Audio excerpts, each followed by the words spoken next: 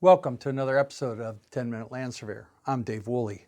Today I'm going to be talking about Davis-Bacon and prevailing wage. Currently in our industry, this is a hot topic. The Operating Engineers, International Union of Operating Engineers, has petitioned the Department of Labor in the federal government to get land surveyors reclassified as laborers and mechanics. And this is as opposed to professionals. And this is a serious issue for our community, because if we are laborers and mechanics, therefore we are tradesmen.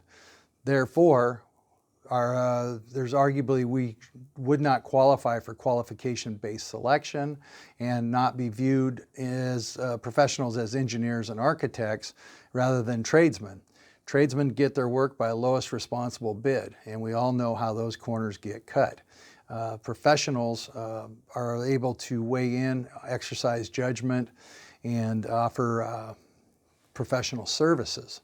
So this is a step towards deregulation. And land surveyors have been classified as professionals since this first came up in the early 1960s in the Kennedy administration, and it was determined that land surveyors are professionals. In California, as I've said on some of the other videos, land surveyors were licensed in 1891, a full 40 years before engineers.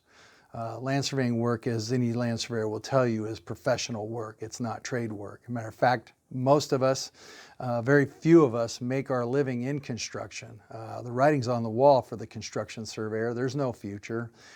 If you're over 55, you'll probably see the end, see the door close. If you're 40, it's very unlikely, if you're not licensed or working towards that, or an LSIT, it's very unlikely that if you are exclusive to construction surveying that you will find a future in this profession.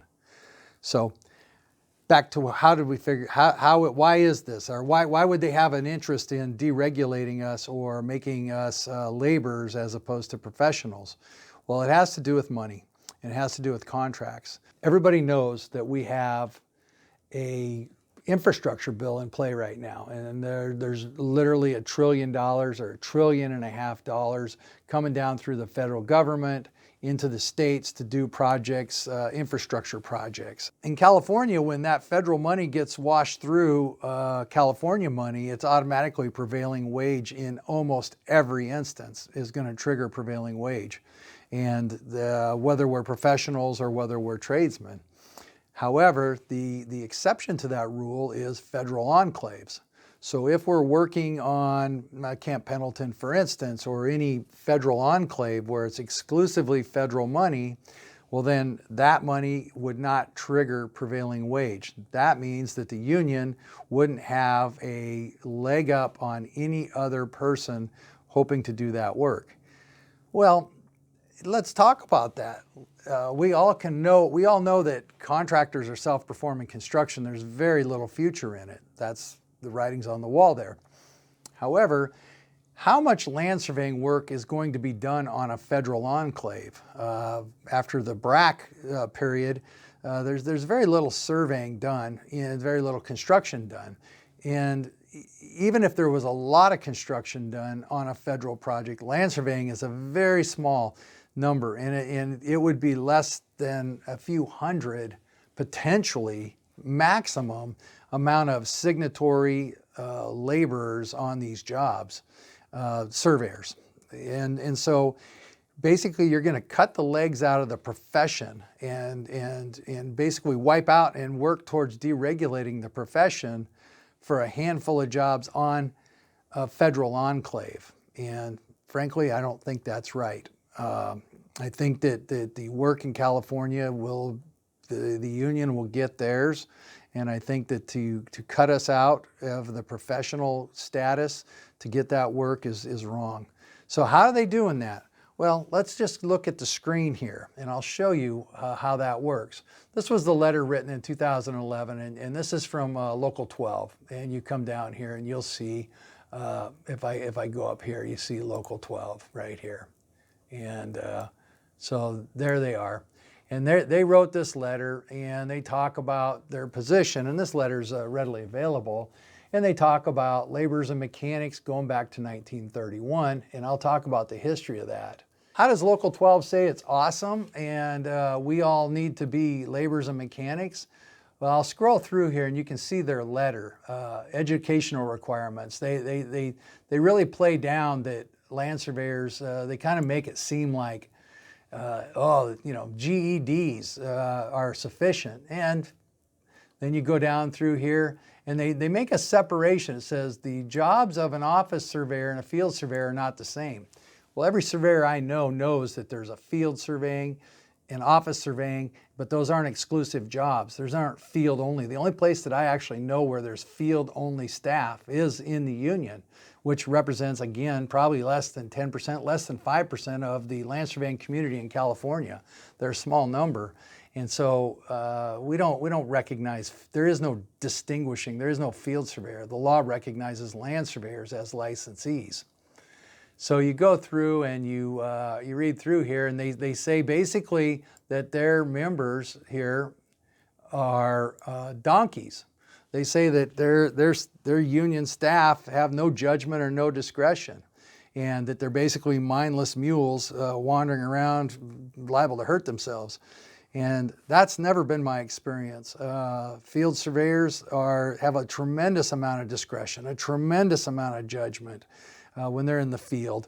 And I don't need to get into the particulars. Everybody knows that that's a fact. They're not mindless donkeys. And you come through here and they say they have no supervisory or managerial functions on two-people crews. Well, they have a party chief, which is a supervisor. They have an instrument person, which is a supervisor on the old three-man model. There's very little mule work. Here's something interesting in California. They say that there's no state licensure for field surveyors. Well, that's not true. State and municipalities do not require field surveyors to hold a license or certification. Contraire, says Caltrans, every party chief that works at Caltrans is licensed or should be licensed or will be licensed unless they're functioning in some short-term temporary capacity. That's been true for over 30 years. So you have to understand that truth means nothing. Facts mean nothing if you're advocating within that group. Here's something interesting. Knowledge of basic mathematics reading plans. The mathematical knowledge to need to perform the work of a field surveyor does not distinguish the work of a field surveyor from any other skilled trade. Really? There's something from their apprenticeship program, semester 4, lesson 1. So you're just past the halfway mark. You think the average tradesman can do this math? Hardly. Not a chance. And so, again, truth be damned in that case. And we go through. Anyway, they just basically talk about surveyors are donkeys. They don't have math. They're dangerous to themselves. And that they need to be laborers and mechanics, carry over the big heavy loads, on and on. Yeah, and now I wouldn't pay dues to these people if they called me stupid. I wouldn't want to. I probably would if I'd been signatory long enough, but I wouldn't appreciate being called stupid and described stupid in a letter given to a public entity and circulated around, and then I'm going to pay you to call me stupid. I don't appreciate that at all. Now, I've worked with Local 12 people all of my career. I've worked at a number of signatory firms, and this doesn't describe the folks that I work with by any stretch. They have their apprenticeship program is 5 semesters. Takes them 2.5, 3 years to get through it. They have a party chief class. Like if you just look at like one of their semesters, the apprenticeship, the party chief classes, and you come in here and you look. But then, look at the classes here. Principles of coordinate geometry, surveying measuring systems, research. Their own program doesn't support what they're doing. As in the professional community, I don't support what they're doing. I think that we need to be better than this. If there's some federal enclave work that doesn't go to operating engineers, doesn't go to me because we have some non-signatory firms out there, that's fine. They're a small number of people. But I will not sacrifice my professional status or stand by and watch my profession disparaged just to pick up a few jobs. Prevailing wage in California is a fact of life, and I don't think anybody really minds paying prevailing wage. I certainly do not. And most folks support unions. They don't have any problem with unions. Where the trouble is going to be is when the unions work to deregulate our profession. They represent such a small number of our members, and to basically wipe out or threaten to wipe out or deregulate the profession, we have a parting of interest at that point, and we have to figure this out. Professional land surveying community is not laborers and mechanics. They'll never be laborers and mechanics. They're professionals, and we need to work to maintain that professional status. Thank you, and have a nice day.